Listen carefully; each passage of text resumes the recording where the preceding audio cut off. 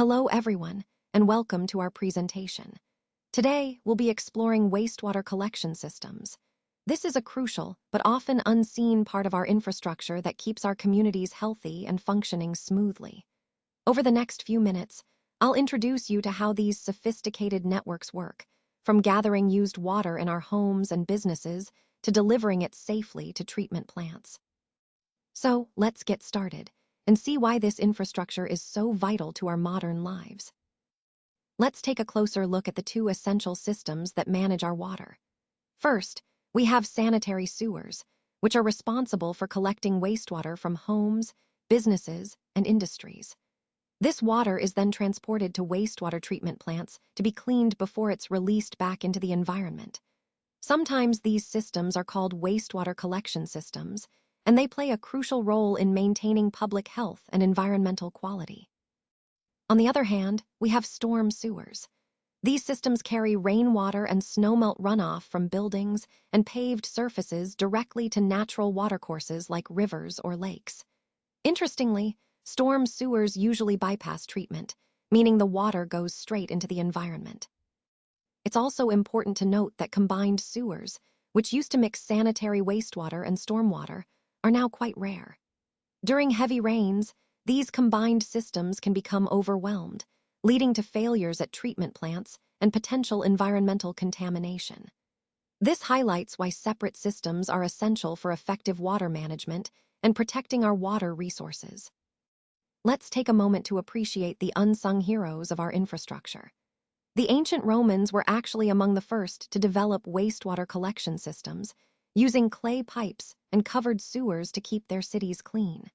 Today, our systems have become far more sophisticated, managed by skilled operators who oversee some of the largest public infrastructure investments in our municipalities. Because these systems are underground and out of sight, it's easy for us to forget about the work that goes into keeping them running smoothly. That's why many operators feel undervalued. People often don't see or hear about what they do.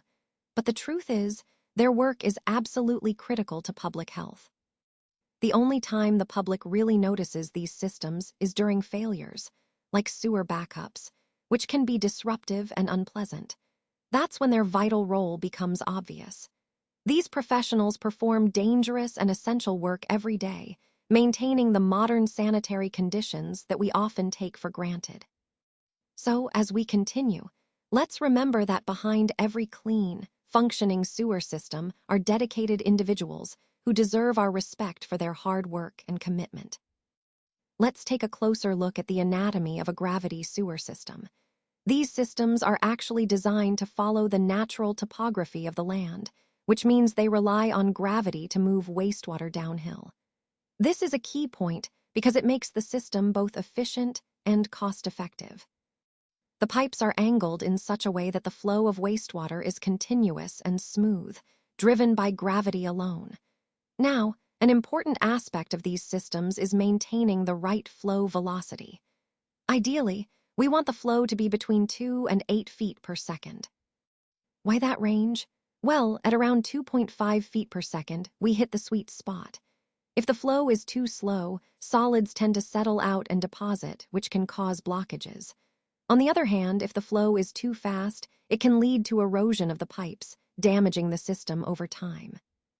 So, understanding and maintaining this balance is critical for the system's longevity and proper function. This concept ties back to our overall theme of designing efficient, sustainable wastewater infrastructure. Now, let's take a closer look at the hierarchy of sewer lines. Starting at the very beginning, we have building sewers. These are the pipes that connect individual buildings to the public sewer system. The responsibility for these lines typically shifts from the property owner to the system operators at the stub-out or property line, where the building's plumbing ends and the public system begins. Next, we move to lateral and branch sewers. These are the upper ends of the collection system, often located in easements. While easements provide access, they can sometimes complicate maintenance and access because of their location. Below that, we have main sewers. These pipes collect flow from numerous lateral and branch sewers. Their role is to carry wastewater from smaller lines toward larger, more central parts of the system. Then we come to trunk sewers. Think of these as the main arteries of the sewer network. They transport wastewater from multiple main lines to either treatment facilities or interceptor sewers, depending on the system design. Finally, at the top of this hierarchy are the intercepting sewers. These are responsible for receiving wastewater from trunk sewers and conveying it onward to the treatment plants. Understanding this hierarchy helps us see how wastewater moves efficiently through the entire network, which is essential for effective urban sanitation and environmental protection. When considering design, the slope is a critical factor. It should follow the natural topography of the land to minimize excavation and costs, but at the same time, it needs to maintain a minimum flow velocity of about 2 feet per second to ensure proper transport of wastewater. If the terrain is too flat, we might have to incorporate lift stations to help move the flow uphill, which can add to the complexity and cost of the system. Next, let's talk about the design flow. It's important that our systems are sized to handle the peak flow, which occurs when the population reaches its maximum density and the development is fully built out. Typically, we estimate per capita flow to range from 60 to 125 gallons per day per person, depending on the specific usage patterns and lifestyle of the community. Finally, we need to consider the peaking factor. This is a multiplier applied to the average daily flow to account for the maximum instantaneous flow periods, usually between 10 in the morning and noon. The peaking factor generally ranges from about 2.5 to 3.5 times the daily flow, helping us design systems that can handle those peak loads without any issues. All of these considerations, slope, flow, and peaking factor, are interconnected and essential to creating an efficient, reliable wastewater collection system that can adapt to the community's needs while keeping costs manageable. Now, let's take a closer look at some of the critical design parameters we need to consider. First, velocity requirements are essential for maintaining proper flow. We generally aim for a minimum of 2 feet per second, which is what we call the scouring velocity. This helps prevent solids from settling and building up in the pipes. It's important that systems can maintain this velocity at average flow rates, or at least during peak flows to ensure smooth operation. Next, pipe sizing plays a vital role. Pipes must be large enough to accommodate cleaning equipment, which is crucial for maintenance. When pipes are properly sized, they tend to flow about half full during average daily flows. This creates some air space, which is beneficial for aerobic conditions and adds flexibility to the system. Regarding location and alignment, typically, the pipes are centered within roadways. This placement helps keep the sewer length balanced and makes access easier for maintenance. We also need to be mindful of the water lines. They should be at least 2 feet below and 4 feet away horizontally. This separation is critical to prevent any risk of contamination. Finally, the depth of the sewer pipes is usually between 4 to 8 feet. The actual trench dimensions, including depth and width, along with the backfill materials and compaction methods, influence how much load the pipe can handle and what materials are suitable. All these parameters work together to ensure a reliable, efficient, and safe sewer system that supports the overall infrastructure. Let's take a closer look at some common pipe materials and their key properties. Starting with asbestos cement, or AC. It's quite watertight and resistant to most wastewaters, which makes it a reliable choice in many situations. However, it can be susceptible to crown rot caused by hydrogen sulfide gas, and due to asbestos content, OSHA restricts its use for safety reasons. Moving on to cast and ductile iron, or CI and DI. These materials are very rigid, which means they can resist heavy loads effectively. They're more costly, but this rigidity makes them ideal for applications like bridge crossings or shallow installations under areas with heavy traffic. Next, reinforced concrete, or RC. This material is known for its rigidity and ability to withstand significant surface loads. But it does have a vulnerability, crown rot, so protective coatings like coal tar epoxy or plastic linings are often used to extend its lifespan. Then we have vitrified clay, or VC. It's a rigid material that resists acids, caustics, and solvents, making it suitable for certain chemical environments. However, it's prone to cracking from root intrusion, so resilient compression joints or rubber couplings are used to mitigate this issue. Now, polyvinyl chloride, or PVC. This is a very flexible and resistant material, which makes it resistant to most wastewater substances. It's also inexpensive and easy to install, which explains its popularity today.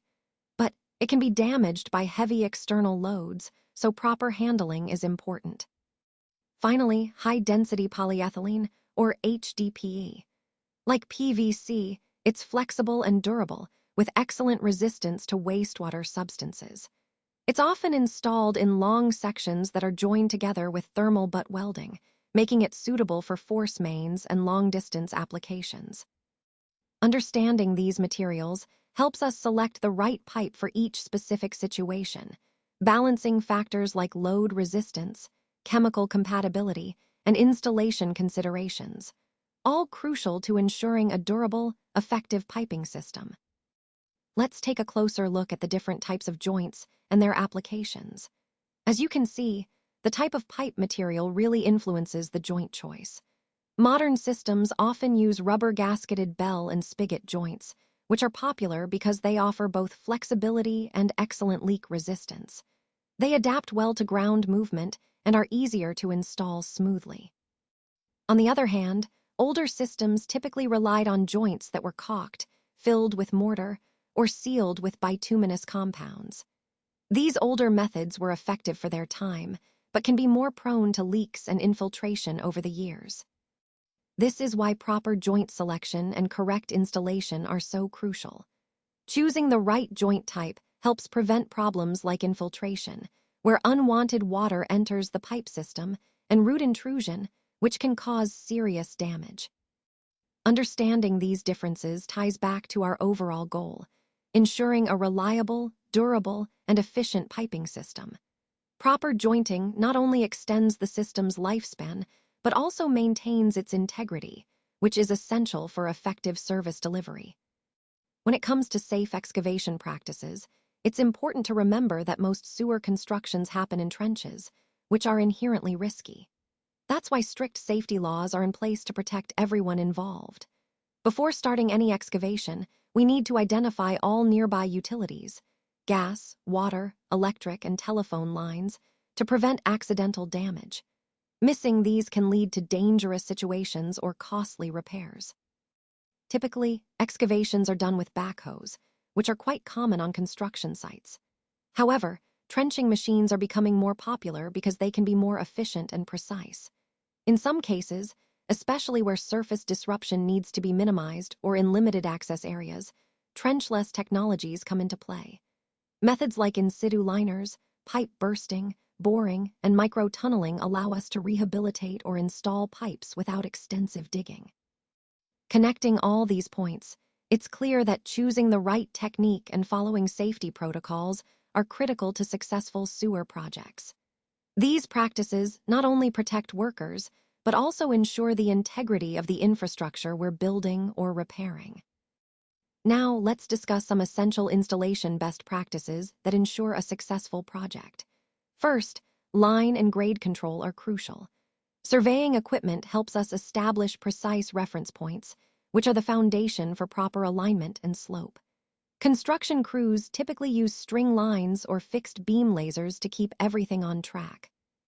Next, we have pipe bedding, which is often overlooked but is actually critical.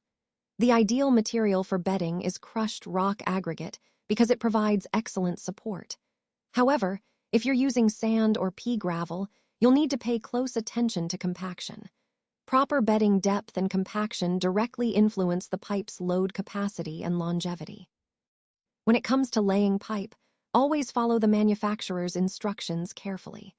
Handle the pipe gently to prevent joint damage. For small diameter pipes, under 10 inches, manual handling is usually sufficient. But larger pipes require equipment like forklifts or backhoes with slings to move them safely and accurately. Joining pipes is another vital step, and methods vary depending on the material. For example, bell and spigot joints often use either a block and bar system for smaller pipes or come-alongs for larger ones. Remember, the bell end should face upstream to ensure a proper seal and flow. Finally, backfilling needs to be done with care. It protects the pipe from movement or crushing under soil pressure. Backfill should be compacted in layers until the trench is fully filled. Once the backfill is in place, restoring the ground surface properly is essential for stability and appearance. By following these best practices, we help ensure the durability, safety, and efficiency of the installation, which aligns perfectly with our overall goal of delivering quality work from start to finish. Now let's talk about service connection methods. These connections, or taps, are essential because they link building sewers to the main collection system. When we do new installations, we typically include stub-outs near the locations of anticipated buildings to make future connections easier. There are a few common methods we use for these connections. One is the clamp-on saddle T, which is a straightforward fitting that clamps onto the main sewer pipe. Then, we have insertion Ys and Ts, which are inserted into the existing pipe to create a new branch. Epoxy-bonded saddle Ts are another option, providing a strong, sealed connection with epoxy adhesives. We also use synthetic rubber wedged insert Ts, which expand to form a tight seal. It's crucial that all these methods provide a tight, secure seal. This prevents root intrusion and infiltration, which can cause serious problems down the line. Also, when connecting building sewers, it's important that they don't protrude into the mains to maintain the integrity of the system and avoid blockages or leaks. Overall, choosing the right connection method and ensuring a proper seal are key to maintaining a reliable and durable collection system. Manholes serve as essential access points for maintenance and cleaning of our sewer systems. They're strategically placed at key locations, such as where pipes change direction, elevation, slope, or size, as well as at junctions. These spots are critical because they allow us to inspect, service, and clear blockages effectively. Drop manholes are a special type designed to handle elevation differences without causing excessive turbulence, making flow management smoother. Typically, we space manholes about 300 to 500 feet apart, depending on how far our cleaning equipment can reach. This ensures efficient maintenance coverage. It's important to remember that manholes are confined spaces and must comply with OSHA regulations for safety. The steps inside can deteriorate over time, especially due to corrosive gases, so always exercise caution when working inside. Most manholes are made from precast concrete with poured bases, which might include features like channels, benches, inlet and outlet piping, and sometimes cast iron covers. These components are designed for durability and ease of access, supporting the overall integrity of the sewer system. By understanding these key points, we ensure proper placement, maintenance, and safety measures, which are vital for the reliable operation of our wastewater infrastructure. Let's take a closer look at some of the common cleaning methods and equipment we use in the field. First up, we have hand rotor systems. This is actually the oldest cleaning method still in use today. It involves spring steel coils or segments that are manually pushed into the pipeline to dislodge blockages. While it's reliable, it does have its limitations, generally effective up to about 100 feet, and it's not the best choice for removing roots. Despite these limitations, it's an essential tool in every operator's toolbox because of its simplicity and reliability. Next, we have power rotor systems. These use a rotating steel rod or a flexible cable equipped with various cutting tools to clear blockages. They're quite effective against roots, grease, and sediment. One of the advantages here is the variety of tool heads available, allowing us to tailor the cleaning process to the specific type of blockage. Remember, after clearing the line, it's important to flush it to remove any debris and ensure the line remains clear. Finally, there's jet rotor technology. This method employs high-velocity water jets that propel a nozzle through the pipe. The powerful jets scour debris and push it toward manholes for easy removal. Jetters are especially effective against grease and sediment buildup. With the right attachments, they can also cut through roots and effectively clean manholes and lift stations. Connecting these methods to our overall theme, each technique offers different advantages, and is suited to different types of blockages and line conditions. Understanding when and how to use each method is key to maintaining effective and efficient sewer line cleaning operations. When it comes to specialized rotting tools, each one is designed to target specific types of blockages that we might encounter. For example, corkscrews are really useful for dealing with unknown conditions or roots that are difficult to identify at first glance. They can twist through tough obstructions and help us get a clearer path forward. Then we have sand leaders, which are ideal when there's built-up material like sand or debris that needs to be cleared out efficiently. Root saws, on the other hand, are perfect for stubborn root masses that refuse to budge with standard tools. They cut through those tough roots cleanly and effectively. Augers are great for dealing with stringy roots and sediment, helping to break down and remove these more fibrous or compacted materials. Porcupines are used for light buildup or scouring the line's interior. Think of them as a gentle scrub to maintain flow without overdoing it. And finally, spring blade cutters are primarily for preventive maintenance. They help keep the lines clear before blockages become a serious problem. All these tools serve a specific purpose, and choosing the right one depends on the type of blockage you're facing. When used appropriately, they help maintain clear, flowing lines, which is ultimately what we're aiming for in keeping the system running smoothly. Let's talk about the preventive maintenance strategy. As the saying goes, an ounce of prevention is worth a pound of cure, and that really sums up the importance of proactive maintenance. First, we want to minimize stoppages per mile of sewer. Regularly cleaning those problem areas helps prevent line blockages before they turn into bigger issues that disrupt service. It's all about staying ahead of the problems rather than just reacting to them. Next, we focus on minimizing odor complaints. Using chemical treatments and ensuring proper maintenance keeps hydrogen sulfide buildup in check, which is the main cause of those unpleasant odors. This not only helps with community relations, but also keeps our operations running smoothly. Third, we want to reduce lift station failures. Scheduled inspections and sediment removal are key here. They keep the pumping systems working reliably and prevent unexpected failures that can be costly and disruptive. Overall, a well-planned preventive maintenance approach reduces sewer backups, diminishes odor complaints, and cuts down on emergency callouts. Everyone benefits from this, but especially the operators who might be dealing with emergencies on big days like the Super Bowl. And let's not forget, keeping complete records of all maintenance activities is essential. It helps us track what's been done, plan better, and be prepared for future challenges. It's all about maintaining reliable, efficient sewer systems that serve the community well. Lift stations are essential components in wastewater management, especially when we need to pump wastewater uphill. They work by raising the wastewater from lower elevations to higher ones using powerful pumps and force mains. Once the wastewater reaches the desired height, it can then flow by gravity again, which is more efficient for the system. We typically need lift stations when digging a deeper trench or extending pipelines becomes too costly, or when the soil isn't stable enough to support excavation. High groundwater tables can also make traditional gravity flow impractical, so lift stations help overcome these challenges. There are two main types of lift stations. The first is the dry well station, which has separate chambers, one for collecting wastewater and another for the equipment.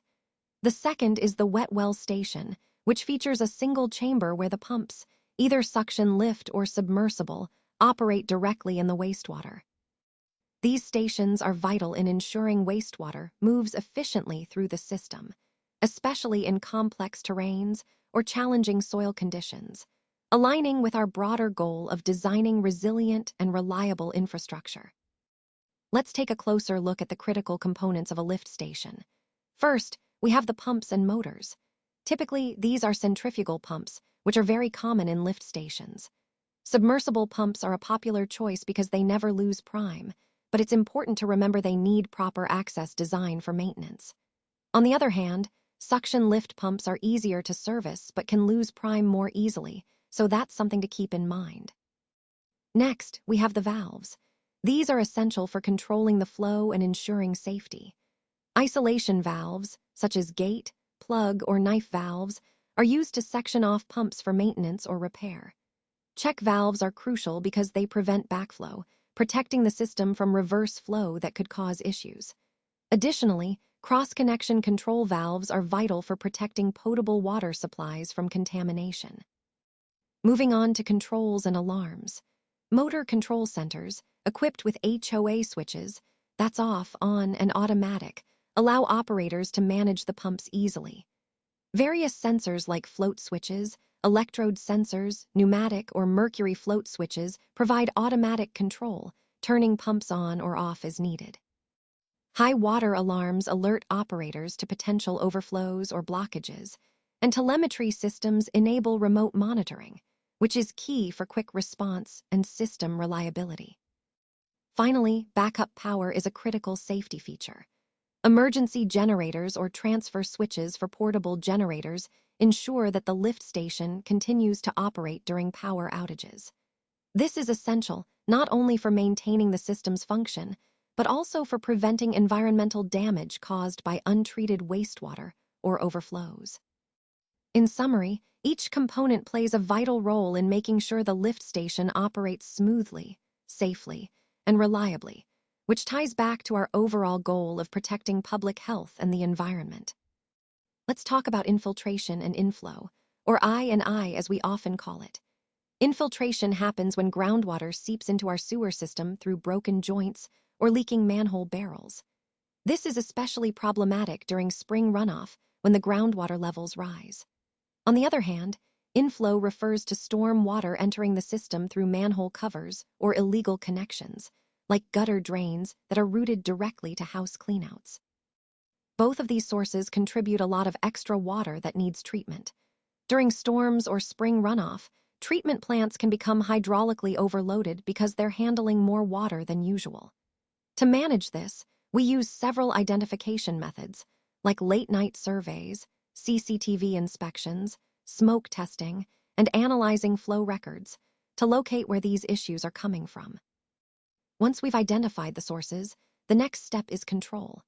That means repairing deteriorated manholes, raising covers in flood-prone areas, fixing broken joints, and improving storm sewer infrastructure. Prevention is also key.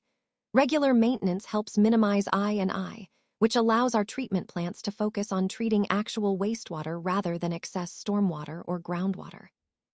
Overall, managing I&I is crucial because it directly impacts our system's efficiency and the treatment process. Keeping it under control helps ensure we're operating optimally and protecting our environment. Let's talk about some essential documentation that keeps our systems running smoothly. First, as-built plans are crucial. Construction inspectors maintain two sets of plans: the working plans that guide us during construction and the as-built plans, which record all deviations from the original plans. These as-builts become the true record of underground infrastructure locations, which is invaluable for future maintenance and repairs. Next, maintenance records are just as important. Every time we clear a blockage, perform a repair, or carry out any maintenance activity, it needs to be documented thoroughly. This includes details like the location, date, distance, cause, line size, manhole numbers, and materials removed. Having this detailed information helps us track issues over time and plan future work effectively. Now, let's touch on cross-connection control. Devices like air gaps and other protective measures are vital to prevent contamination of our potable water systems. These are especially critical at lift station seal water lines and other connection points where cross-connections might occur. Proper documentation of these control measures is essential for maintaining water quality and ensuring regulatory compliance. Finally, I want to emphasize that proper documentation is invaluable for operators.